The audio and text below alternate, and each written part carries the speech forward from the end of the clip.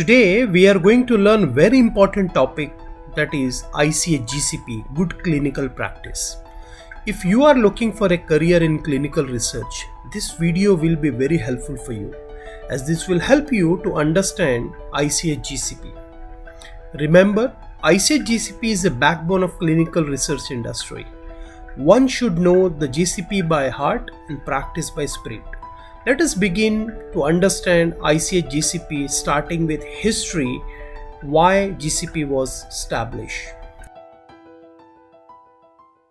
To understand why GCP was established, we have to go back in history and see what happened in mid-1940 Germany. Nazi physicians conducted a series of human experiments on large number of prisoners, including children, in its concentration camp in early mid-1940.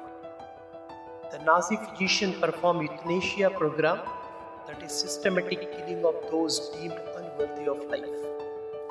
Nazi physician and their assistant forced prisoners for participating in human experiment without any consent. Typically, these experiments were conducted without anesthesia that resulted in death, trauma, disfigurement, or even a permanent disability. Though several codes and medical guidelines was available that time, but Nazi experiment ignored completely. On December 9, 1946, an American military tribunal opened criminal proceeding against 23 leading German physicians and administrators for their willing participation in war of crime and crime against humanity. During this trial, Nazi doctors were prosecuted for performing inhuman experiments on the human beings in the name of medical science. After this trial, and in order to protect the rights of the individual taking part in research, 2 American doctors who had been present in Nuremberg devised a list of 10 points defining how valid and legitimate research should be conducted. This was known as the Nuremberg Code, and it was from this instruction that the foundation of GCP were formed. In 1964, the World Medical Association enhanced the points highlighted in the Nuremberg Code and created a more formal statement of ethical principles. Its purpose was to provide specific guidance to physicians and other interested participants who work in any medical research that involves human subjects. This statement was known as Declaration of Helsinki. The Declaration of Helsinki has itself been updated and revised several times over past 47 years, the latest being in 2008. This is how the GCP was evolved.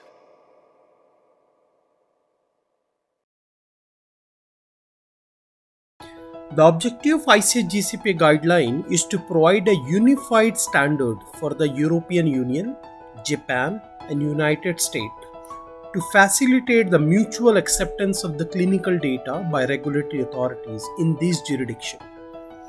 The guideline was developed with consideration of the current good clinical practice of the European Union, Japan, and United States, as well as those of Australia, Canada, the Nordic countries, and WHO.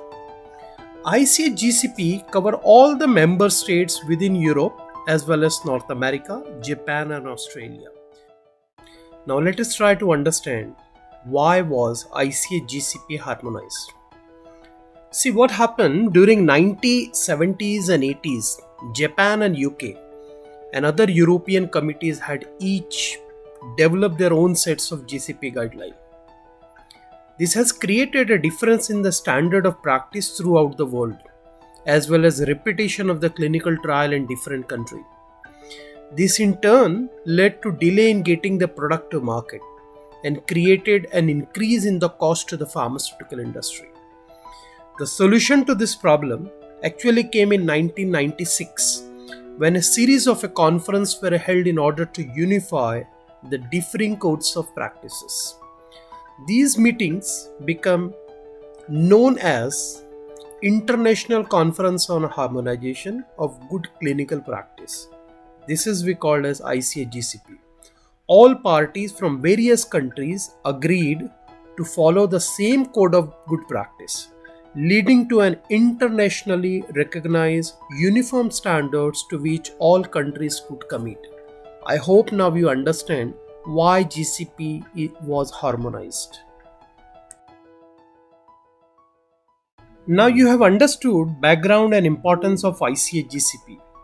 Before we begin learning about 13 ICH GCP principle, let us learn what is GCP is all about. GCP is an international ethical and scientific quality standard for designing, conducting, recording and reporting of the trial that involves the participation of human subject. Now let us see what are the 13 principles of ICH GCP. The first principle says clinical trials should be conducted in accordance with the ethical principles that have their origin in Declaration of Helsinki, that are consistent with good clinical practice. The second principle talks about, it says that before a trial is initiated, a foreseeable risk and inconvenience should be weighed against the anticipated benefits of the individual trial subject and society.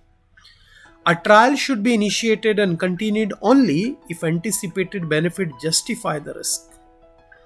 Third principle is very important. It talks about the right, safety and well-being of the trial subjects are the most important consideration and should prevail over the interest of science and society. And in the fourth section, it talks about the available non-clinical and clinical information on the investigational product should be adequate to support the proposed clinical trial. The fifth principle, ICH GCP, gives us guidance that clinical trial should be scientifically sound and described in a clear, detailed protocol. The sixth principle of ICH GCP says a trial should be conducted in compliance with protocol that have received its prior IEC IRB approval. Having the favorable opinion, it means you have an approved protocol on which you can run a trial. Principle 7 talks about the medical care given and the medical decision made on behalf of a subject should always be a responsibility of a qualified physician. Then Principle 8 talks about, it says that each individual involved in conducting of a trial should be qualified by education, training and experience to perform his or her job. Principle 9 is very important. It is all about informed consent form. And it says a freely given informed consent form should be obtained for every subject prior to the clinical trial participation. Principle 10 talks about, it says all clinical trial information should be recorded, handled and stored in the way that allows its accurate reporting and interpretation and verification. Let us see what is the principle number 11. It is all about confidentiality.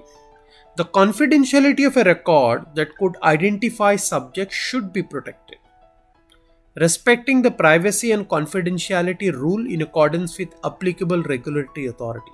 The second last rule talks about investigational product should be manufactured, handled and stored in accordance with the applicable good manufacturing practice. The 13th principle says that systems with procedure that assure the quality of every aspect of the trial should be implemented.